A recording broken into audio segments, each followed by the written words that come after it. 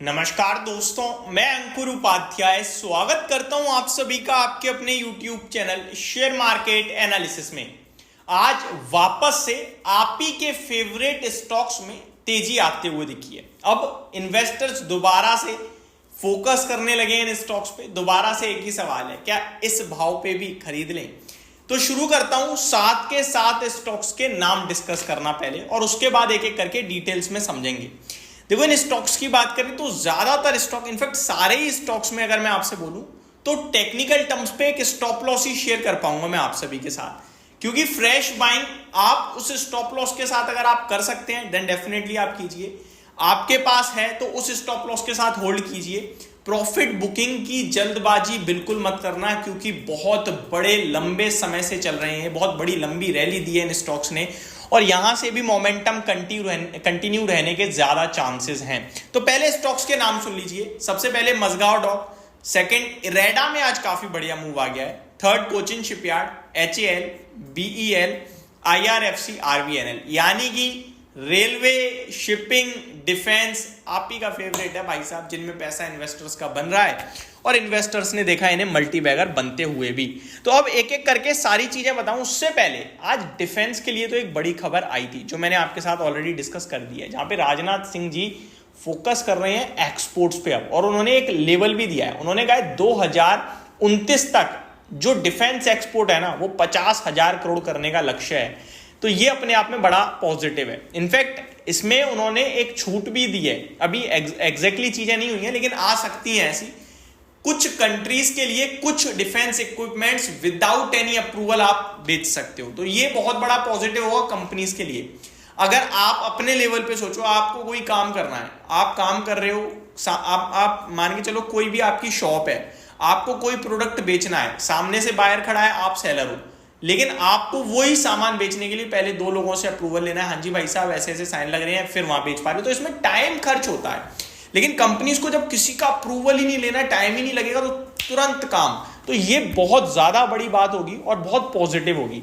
ये खबर जरूर थी आज, बाकी कुछ खबर नहीं थी। अब एक एक करके स्टॉक्स, पहले मजगांव डॉक, रिसेंटली 4100 तक स्टॉक टूटा था। मैंने आपके साथ कहा 3900 जब तक ब्रेक नहीं करेगा मेरे को नहीं लगता इन्वेस्टर्स को निकलना चाहिए, टेक्निकली बहुत स्ट्रांग है और दोबारा फ्रेश आई लग सकते हैं।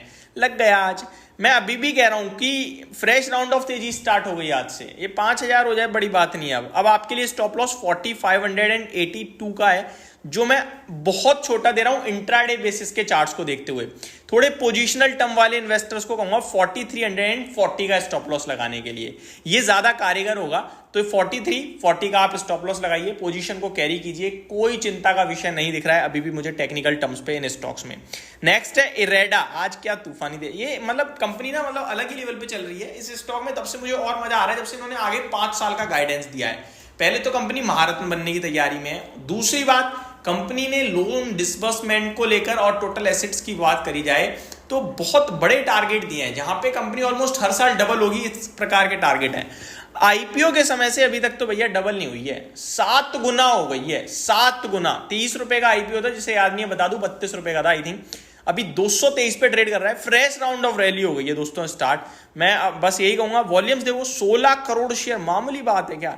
तो स्टॉप लॉस छोटा सा दूंगा आज के हिसाब से, तो आज का लो 208 का है, वही बनेगा, और अगर थोड़ा डीप जाओगे तो 195 के करीब का आपका एसएल निकल के आ रहा है, उससे पहले कोई स्टॉप लॉस आ नहीं रहा है स्क्रीन पे।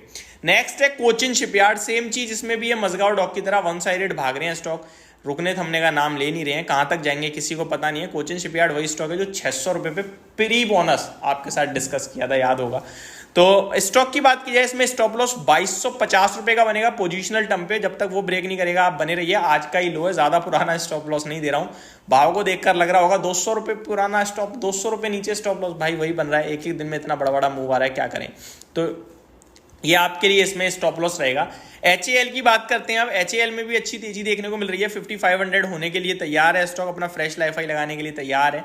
मेरे को लगता है यहाँ भी आप पोजीशन को मेंटेन करें स्टॉप लॉस के रूप में। अगर आप कुछ देखना चाहते हैं तो छोटा स्टॉप लॉस आप 4900 का लगा सकते हैं। छोटा 10% का हो गया, छोटा भी, इससे छोटा तो कुछ आ ही नहीं रहा स्क्रीन पे मेरे लिए। 5300 का भी आप चाहो तो 2 जुलाई का लो लगा सकते हो आप, 5300 के समथिंग का स्टॉप लॉस। अदरवाइज मेरे को लगता है 4900 का लगाओगे तो वो ज़्यादा कारीगर है, हालांकि 10% ही है, कोई ज़्यादा नहीं है। BEL की बात करें तो 307 रुपये पे 2-3 दिन ट्रेड करने के बाद स्टॉक अब भागता हुआ दिख रहा है दोबारा से आज खबर के बाद। 305 रुपये का छोटा स्टॉप लॉस ले लो, क्योंकि 2-3 दिन स्टॉक ने वहां पे समय बिताया। मेरे को लगता है अभी 320 की तैयारी में दिख रहा है ये स्टॉक भी। IRFC आज इसमें मूव आया बड़े लंबे समय बाद, मैंने आपसे कहा भी है 165 के स्टॉप लॉस से उठाइए 180 185 के टारगेट्स के लिए। स्टिल मेरा सेम व्यू है, स्टॉप लॉस आप चाहो तो अभी ट्रेल कर दीजिए, बाइंग पे ले आइए 171 पे, हमने 170 पे बाइंग कराई है आपके साथ।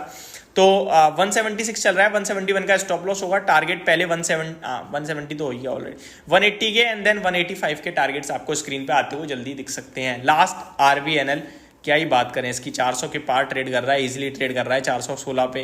किसी भी समय रॉकेट हो सकता है, इसमें भी मैं फ्रेश बाइंग की राय नहीं दूंगा, क्योंकि बिल्कुल सस्टेन कर रहा है, या तो एक नीचे डिप आएगी या फिर शार्प ऊपर आएगी, let's see. But stop loss अगर आप रखना चाहते हो तो 387 का रखिएगा। ये मेरी तरफ से आपके लिए वीडियो थी इन 7 के 7 स्टॉक्स पे। होप आपको सारी चीजें समझ में आई होंगी। Thank you so much for watching this video. Have a great day guys.